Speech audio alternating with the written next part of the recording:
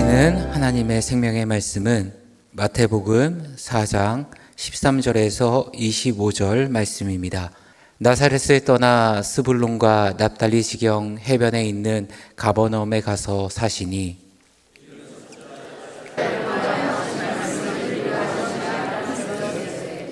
스불론 땅과 납달리 땅과 요단강 저편 해변길과 이방의 갈릴리여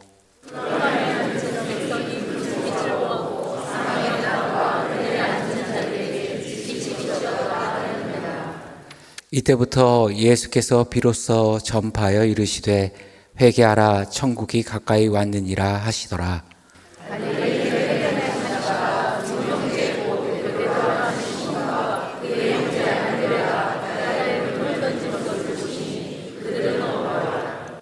말씀하시되 나를 따라오라 내가 너희를 사람을 낚는 어부가 되게 하리라 하시니 거기서 더 가시다가 다른 두 형제 곧 세베대의 아들 야고보와 그의 형제 요한이 그의 아버지 세베대와 함께 배에서 금을 깁는 것을 보시고 부르시니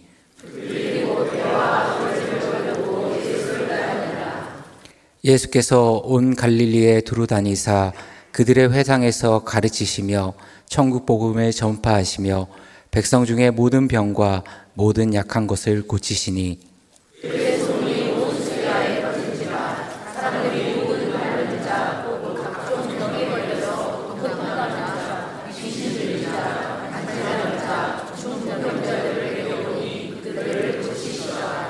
함께 읽겠습니다. 갈릴리와 데가볼리와 예루살렘과 유대와 요단강 건너편에서 수많은 무리가 따르니라. 아멘.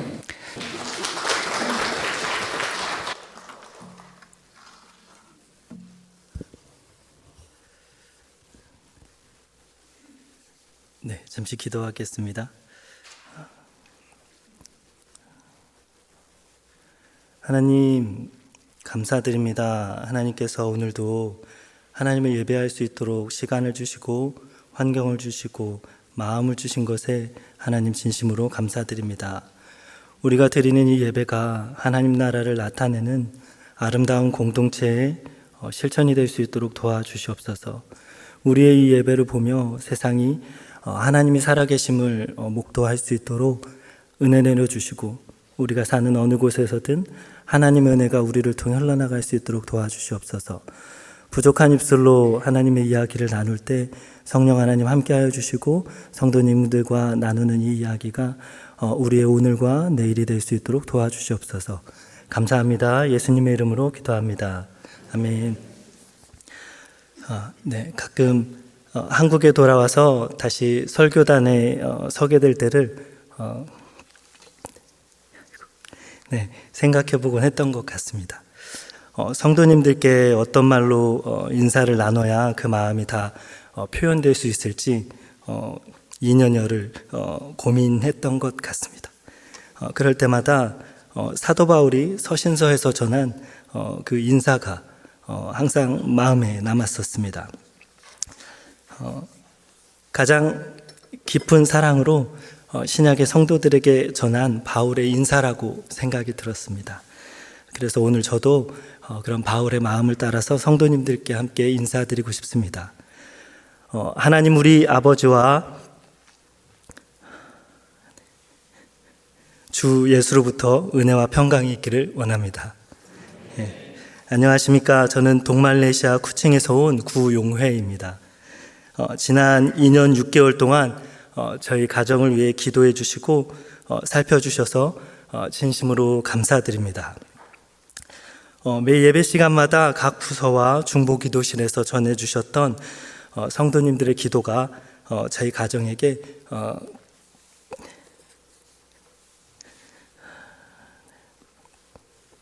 큰 힘과 위로가 되었습니다. 그 기도를 들으시고 은혜와 평강을 주신 하나님께 모든 영광을 올려드립니다. 쿠칭에서 가장 많은 시간을 필요로 했던 것은 한 가지 질문을 해결하는 것이었습니다. 무엇을 해야 하지? 다시 어떻게 시작을 해야 하나? 이 질문들이 지난 2년여의 시간 동안 저의 머릿속에 항상 있었던 것 같습니다. 다른 언어와 문화, 변화된 환경 속에서 방향을 찾는 일은 그리 쉽지 않았던 것 같습니다. 처음 쿠칭 생활에 적응해 갈 무렵 선임 선교사님이 회전 교차로, 이렇게 둥근 교차로 있지 않습니까? 쿠칭에는 대부분 교차로가 그렇게 생겼습니다. 회전 교차로에 관한 이야기를 했던 것이 기억에 납니다. 선임 선교사님은 어디로 가야 할지 모를 땐 아무 데로나 나가지 말고 그냥 계속 돌아. 잘못 나가서 다시 돌아오는 것보다 그게 더 빨라라고 말했습니다. 선교사님은 더 실수가 없는 선택에 관해 이야기한 것이라고 생각되었습니다. 하지만 저에게 회전교차로는 빙글빙글 방향을 찾지 못해 여전히 떠들고 있는 저의 모습을 떠올리게 했던 장소 같습니다.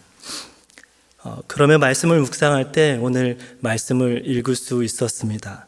오늘 본문 속에서는 분명한 목적을 가지고 그 목적을 따라 사신 한 분을 만날 수 있는 것 같습니다. 바로 예수 그리스도입니다. 말씀을 통해 우리의 삶의 목적과 부르심을 다시 발견할 수 있는 시간이 되기를 소망합니다. 오늘 본문은 예수님의 갈릴리 1차 사역에 관한 기록입니다. 마태는 12절에서 요한이 잡힌 후에라는 표현을 쓰므로 예수님께서 나사렛을 떠나 스불론과 납달리 해변 가버나움에 거주하게 되신 사건을 이야기하기 시작합니다. 15절과 16절은 이사야 9장의 말씀을 인용합니다. 흑암에 앉은 백성이라는 표현을 통해 스불론과 납달리, 가버나움이란 도시의 영적 상태와 모습을 우리는 유추해 볼 수 있는 것 같습니다. 겉으로는 번성한 도시였을지 모르겠습니다. 하지만 이들은 하나님의 빛을 알지 못해 영적으로 어두움 가운데 있었던 것으로 우리는 볼 수 있습니다. 14절은 이는 선지자 이사야를 통해 하신 말씀을 이루려 하심이라 라고 표현하고 있습니다. 이 구절은 예수님이 이 땅에 오신 목적이 무엇인지를 분명히 우리에게 가르쳐 주고 있습니다. 예수님이 가버나움에 지나가셨던 것이 아니라 가버나움에 거주하게 되신 이유가 단지 상황에 따른 것이 아니라 하나님의 말씀이 그 목적이었다는 것을 본문을 통해 우리에게 보여주고 있다고 생각됩니다. 이어지는 17절은 회개하라 천국이 가까이 왔느니라 하는 표현을 통해 예수님의 첫 선포를 기록해 주고 있습니다. 이는 흑암에 앉은 백성들을 향한 예수님의 첫 메시지였습니다. 이를 통해 우리는 예수님이 이방 땅에 거하신 이유가 하나님의 말씀을 이루기 위한 목적이 있었고 예수님 스스로 그 목적을 따라 움직이고 따르고 있다는 것을 볼 수 있는 것 같습니다. 쿠칭에는 울루아쿱이라는 마을이 있습니다. 사역을 준비하며 울루아쿱이라는 마을에서 머물게 되었던 적이 있습니다. 새벽 내내 비가 많이 내렸습니다. 비가 내린 아침에 한 남성이 빼난이라는 커다란 등짐 같은 바구니를 메고 산속에 들어갔습니다. 얼마 후 그의 바구니에는 초록색 작은 알갱이들로 가득 차 있었습니다. 바로 산에서 추수한 후추 열매였습니다. 사라왁은 후추로 유명합니다. 빼난이라는 바구니는 곡식과 채소, 수확물을 담아 나르는 도구로 사용되었고 한 사람의 수고와 땀, 하루의 생계가 담기는 바구니였습니다. 얼마 뒤 현지 교회에서도 이 빼난이라는 바구니를 볼 수 있었습니다. 주일 예배를 드리러 온 성도들의 손에 각각 크기와 모양은 다르지만 함께 식물의 줄기로 곱게 촘촘하게 짜여진 이 빼난이라는 가방이 손에 들려져 있었습니다. 한 성도의 빼난에는 성경책이 들어있었고 다른 성도의 빼난에는 헌금도 들어있었습니다. 또 어떤 이의 빼난에는 성도들과 함께 나눌 구제의 음식들도 들어있곤 했습니다. 때로는 예배 때 이 빼난이란 바구니를 통해서 헌금을 걷는 용도로 사용하기도 했습니다.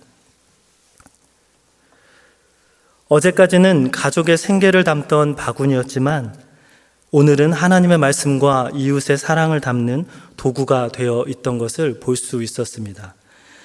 모양도 재질도 그대로이지만 무엇을 담느냐에 따라 무엇을 목적으로 사는지에 따라 바구니의 쓰임이 완전 달라졌다는 것을 느낄 수 있었습니다. 그래서 저는 오늘 예배에 오면서 설교문을 여기에 넣고 왔습니다. 오늘 우리는 무엇을 위해 살아가고 있는지 질문해 보았으면 좋겠습니다. 예수 그리스도의 삶은 하나님을 이루는 것에 그 목적이 있었습니다. 자신의 영광도, 자신의 명예도, 자신의 성공도 아니었습니다. 그랬다면 마태복음 이전에 기록되었듯이 광야에서 시험받을 때에 돌을 떡이 되게 했을 것이고 뛰어내리라는 사탄의 유혹에 뛰어내리며 영광을 차지했을 것입니다. 하지만 예수님은 이 땅에 오신 목적이 자신을 위해 하지 않았습니다. 예수님이 이 땅에 오신 목적은 말씀을 이루려 함이라고 본문은 분명하게 기록합니다. 그리고 예수님은 그 말씀을 이루기 위해 어둡고 어두운 이방 땅 가버나움에 거주하셨습니다. 하나님은 오늘 사는 우리에게도 동일하게 질문해 보신다고 생각이 듭니다. 오늘 사는 여러분의 삶의 목적과 이유, 방향은 어디에 놓여져 있습니까?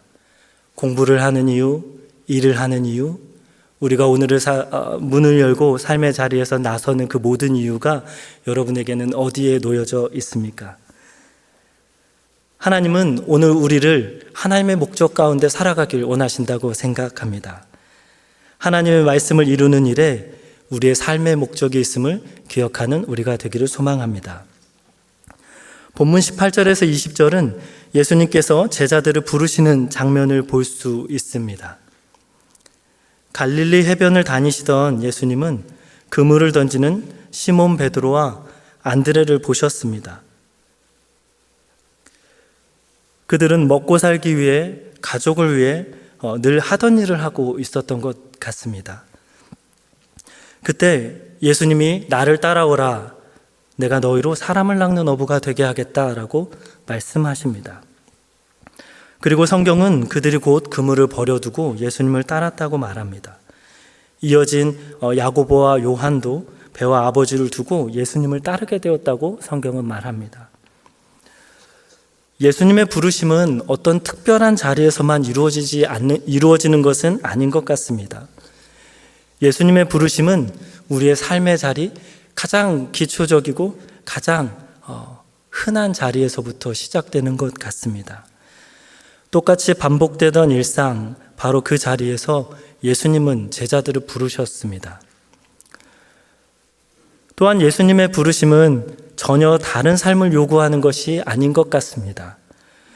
제자들에게 이제부터 너희는 어부 말고 다른 사람이 돼. 너희 그동안 공부 못했으니까 이제 똑똑한 사람이 돼. 너희 그동안 이런 거 안 해봤지? 이 기술을 익혀. 예수님의 부르심은 오히려 지금까지 물고기를 낚던 어부의 삶으로부터 출발했습니다. 물고기를 낚는 어부였지만 이제는 사람을 낚는 어부가 되어라. 너희가 갖고 있던 경험과 너희가 사용했던 시간과 너희가 알고 있던 거기서부터 이제는 나를 위한 목적을 향해 출발해라 라고 말씀하시는 것 같습니다. 그들의 지난 삶의 자리와 경험이 예수님의 목적을 이루는 도구가 되기 위해 삶의 가장 기초적인 자리에서부터 제자들을 부르고 있다고 생각이 듭니다.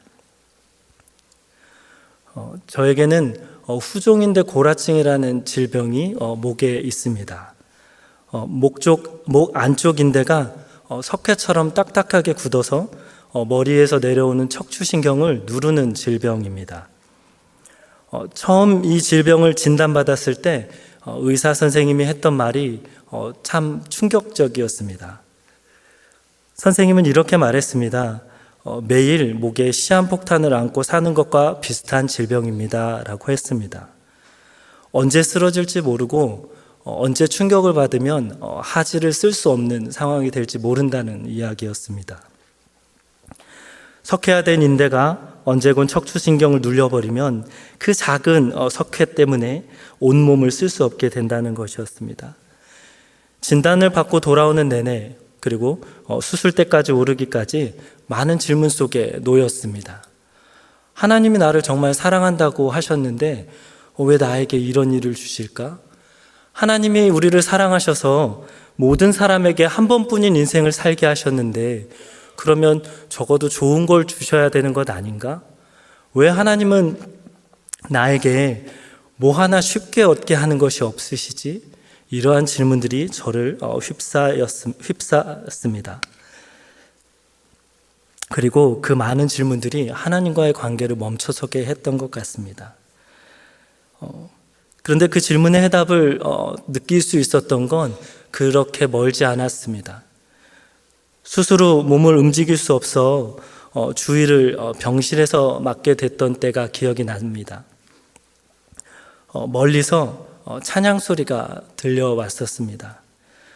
한 교회의 병원 찬양팀이 환자들을 위로하기 위해 계단에 서서 찬양을 부르고 있었던 것이었습니다. 찬양을 마친 후 팀원들이 병실을 돌면서 환자들을 위해 기도하는 소리가 제 귀에도 들렸습니다. 잠시 뒤 한 분이 제 옆에 서신 것을 느낄 수 있었습니다. 다가와 인사를 나누게 되었을 때 많이 놀랐습니다. 왜냐하면 몇 년 전 어린이 전도협회에서 전도교육을 받았을 때 만났던 집사님이었습니다.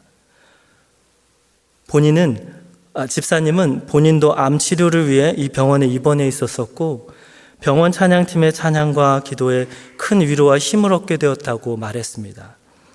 회복 후엔 집사님도 그 위로를 나누기 위해 병원 찬양팀으로 섬기게 되셨다는 이야기를 저에게 전했습니다.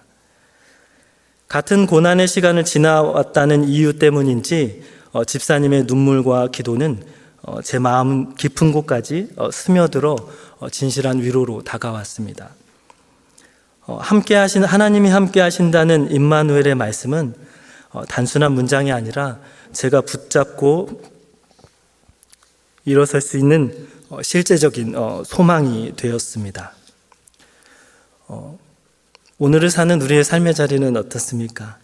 일터와 가정, 건강과 관계, 우리가 지나온 모든 시간들은 그저 버려지고 우리를 저주하고 우리를 아프게 하는 시간들은 아닌 것 같습니다. 적어도 성경이 말하는 하나님께서 우리를 사랑한다는 것이 사실이고 우리가 그것을 믿는다면 말입니다. 우리의 모든 시간들은 하나님이 주신 고통과 괴로움과 방해의 시간들이 아니라 또 다른 누군가를 위로하기 위한 하나님의 부르심이 시작되는 자리라고 생각됩니다. 아픈 사람이 또 다른 누군가를 위로할 수 있듯이 넘어져 본 사람이 또 다른 사람의 무릎을 털어줄 수 있는 것처럼 실패한 자가 실패한 자의 흐느끼는 그 어깨를 토닥여줄 수 있는 것처럼 또한 기뻐했던 자가 누군가와 함께 진실이 기뻐해 줄 수 있는 것처럼 하나님은 우리의 삶에 경험된 모든 것으로부터 하나님의 영혼을 살리기 위한 부르심을 시작하신다고 생각합니다. 갈릴리 바닷가에서 제자들을 부르신 예수님의 부르심은 단지 언어라고 지식이 없는 제자들을 불러다가 하나님의 위대한 제자들로 삼은 것 그 이상으로 하나님께서 부르시는 자들에게 하나님의 부르심이 어디로부터 출발되는지도 보게 하신다고 본문을 통해 생각되는 것 같습니다.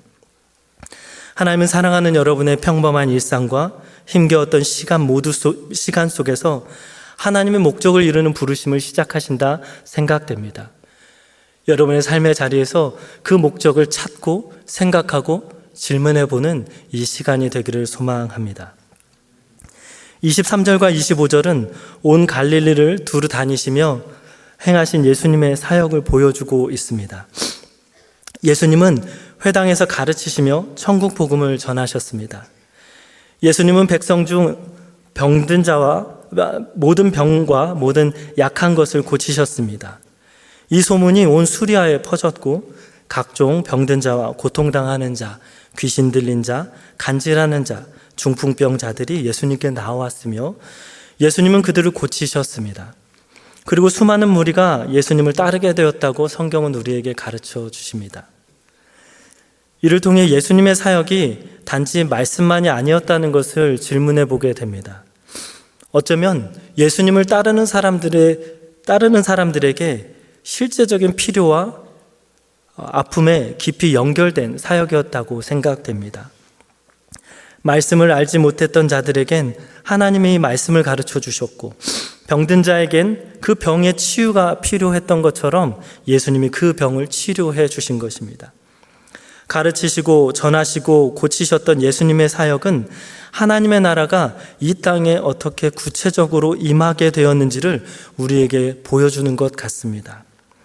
어두운 곳엔 빛을 주시고 소망이 없는 곳엔 소망이 생기게 하시고 버려진 사람들 곁에는 하나님 나라가 있다는 것을 보여주면서 하나님은 실제적인 필요를 그들에게 전해주셨던 것 같습니다. 이 말씀을 묵상하며 어떻게 하면 쿠칭 땅에 하나님의 나라가 구체적으로 임할 수 있을까 질문해 보게 되었습니다. PPT를 띄워주시면 될 것 같습니다.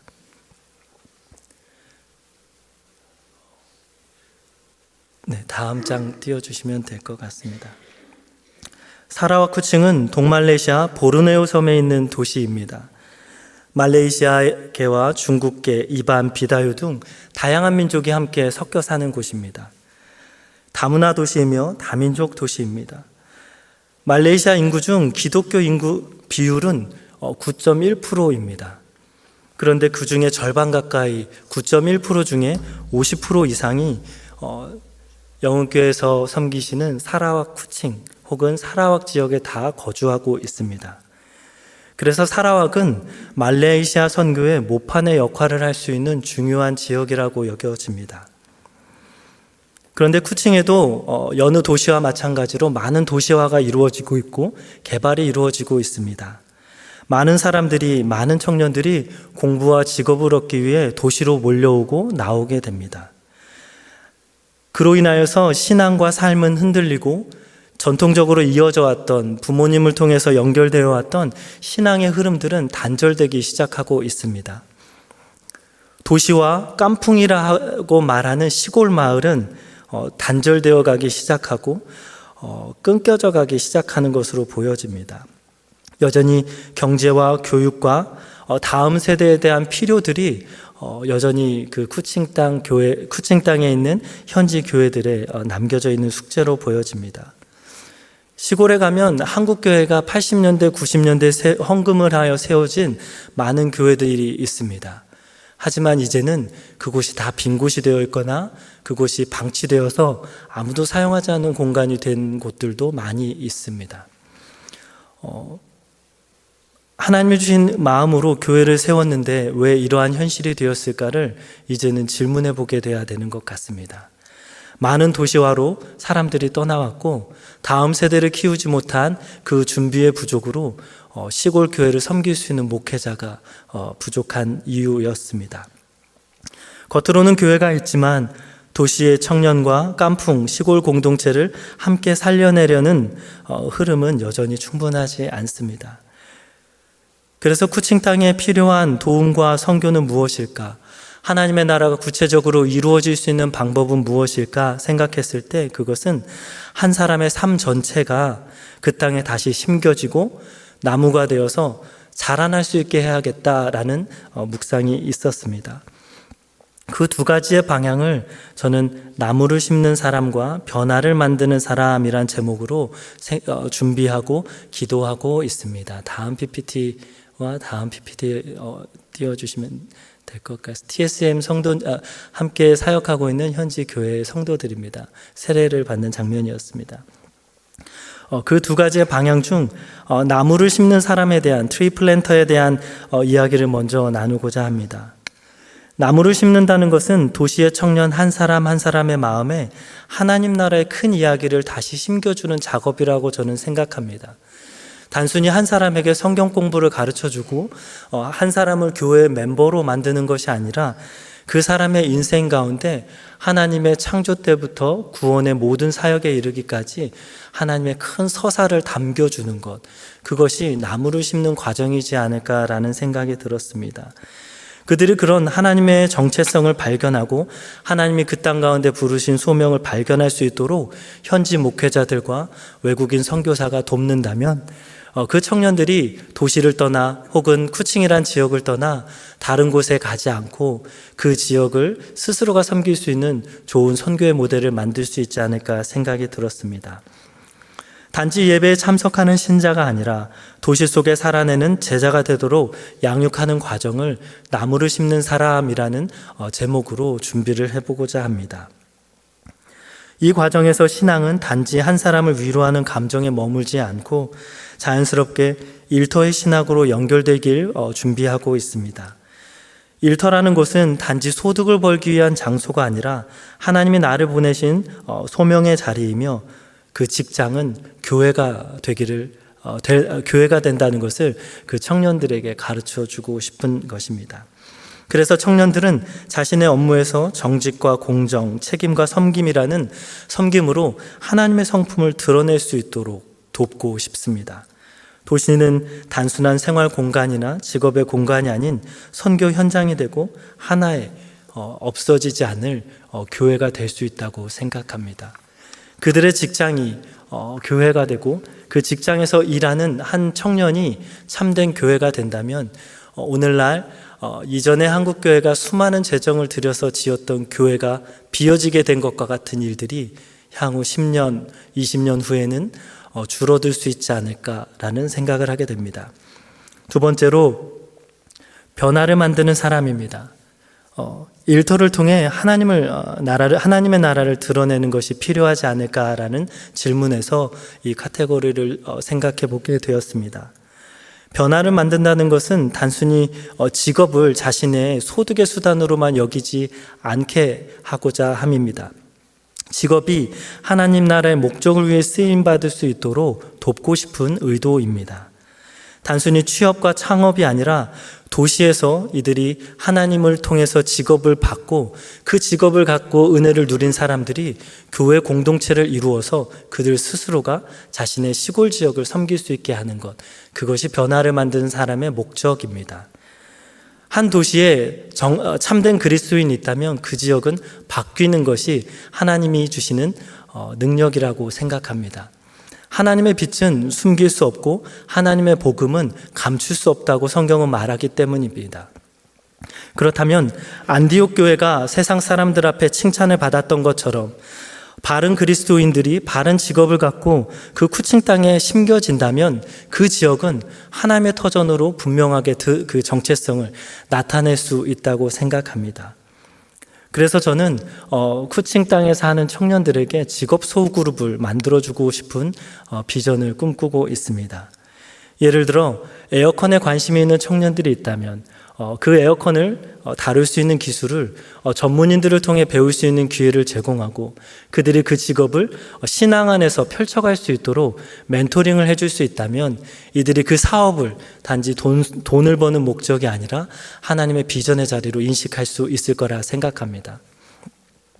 이 사역이 실제로 진행되기 위해서는 전문인들의 사역 참여가 필요하다고 생각합니다. 시간이 지나며 이전의 선교사님들에 대한 모델과 지금의 선교사의 모델이 많이 달라지는 것 같습니다. 예전의 선교사님들은 전기도 할 수 있고 집도 짓고 많은 것들을 할 수 있는 다재다능한 선교사님이셨습니다. 하지만 이제는 점점 현지인들이 그것을 너무나 잘 하고 있기 때문에 부족한 부분만 채우면 되는 선교사의 포지션이 남겨져 있습니다. 그렇기 때문에 이제는 선교사들은 개척자와 무언가를 가르쳐주는 일방적인 선교를 하는 사람들이 아니라 그들과 함께 발맞춰 걸어가는 파트너로서의 선교를 준비해야 되는 시대가 되었다고 생각합니다. 그렇기 때문에 이제 선교사는 목회적인 전문성으로 그들을 신앙으로 양육하는 과정에 조금 더 힘을 실는 일들이 필요하다고 여겨집니다. 그리고 두 번째, 변화를 만드는 사람의 이 선교의 포인트는 성도님들의 몫입니다.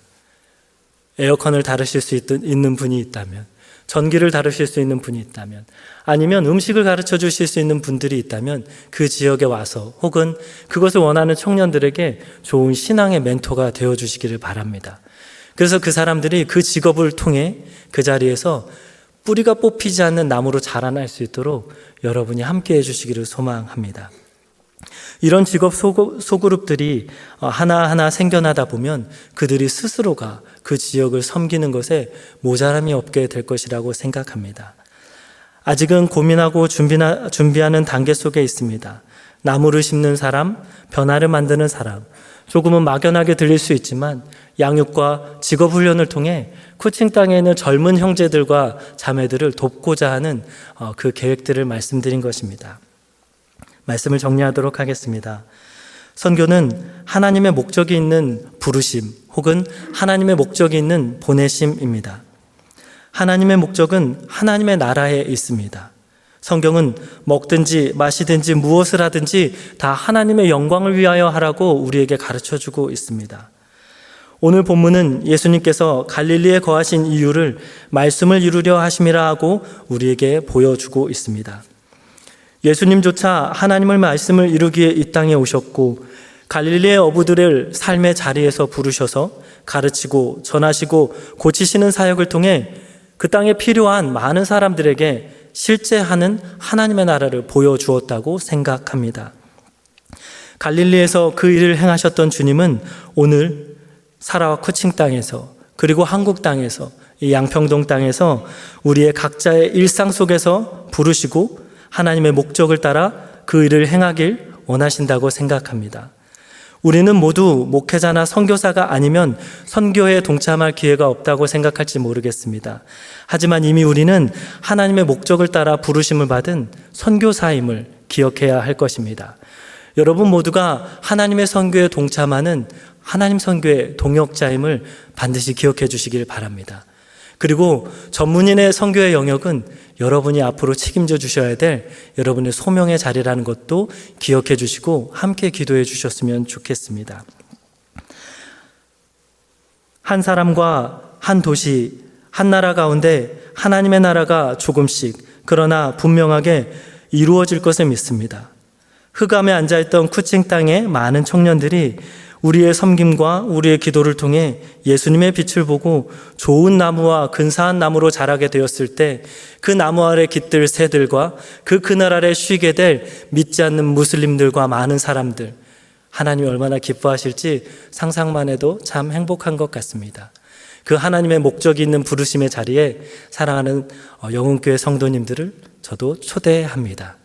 기억하며 기도해 주시기를 바랍니다. 기도하겠습니다.